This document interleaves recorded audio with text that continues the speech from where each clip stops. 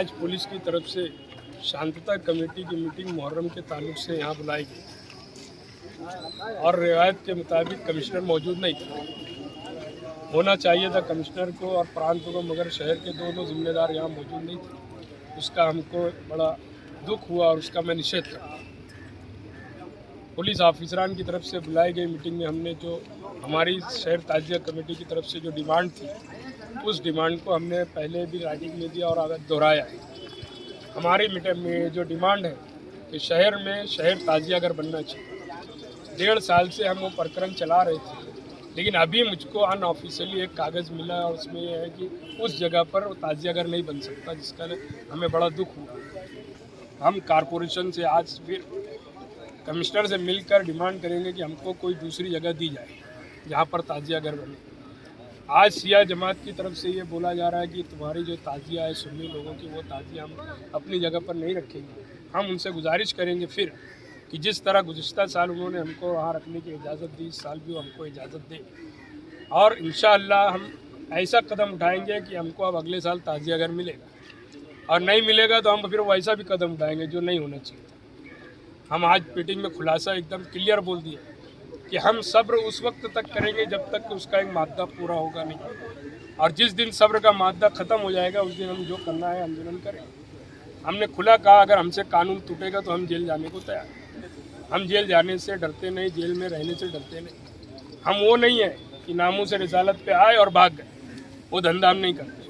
हमने डिमांड जो की है, हमारी डिमांड में कारपोरेशन का मेन सारे मुद्दे हैं कि शहर में साफ़ सफाई हो, ताजिया जहाँ बिठाए जाते हैं वहाँ पर ख़ासतौर से रमज़ान पूरा है, दरे गाँव है, मालदा है, वहाँ कच्चा एरिया होने की वजह से बारिश का अय्याम है तो गड़े ज़्यादा है, तो कारपोरेशन वहाँ मोरम डालकर इंतज़ाम करे, अच्छा ताजिया जहाँ रखा जाता है और ताजिया का रास्ता क्लियर होना चाहिए। रात का जो ताजिया का प्रोग्राम होता है उसमें अंधेरा ना हो, तो माकूल इंतज़ाम कारपोरेशन की तरफ से फोकस भी लगाया जाए। हमने बिजली बोर्ड के ऑफिसरों को भी लिख कर भी दिया, यहाँ भी गुजारिश की कि उस 2-3 दिन में रात में खासतौर से पावर बंद नहीं होना चाहिए, क्योंकि पावर से ही मसला हल हो जाएगा। रात में पावर बंद होगी, बड़ी तादाद में लोग निकलेंगे दर्शन के लिए ताजिए की, और उसमें अगर कोई बदनज़मी पैदा हुई तो उसका जिम्मेदार बिजली बोर्ड रहेगा, हम नहीं रहेंगे अगर पावर बंद रही तो। कमिश्नर कोई मीटिंग में हाजिर, कितनी मीटिंग में हाजिर है? कमिश्नर का तो मामला ऐसा है ना कि मैं एक चीज़ महसूस करता हूँ, यहाँ वही कमिश्नर चलता है जिससे मेरा अपना फ़ायदा हो जाए। ऐसे ही लोगों को कमिश्नर बुला के लाया जाता है, बिठाया जाता है इसको।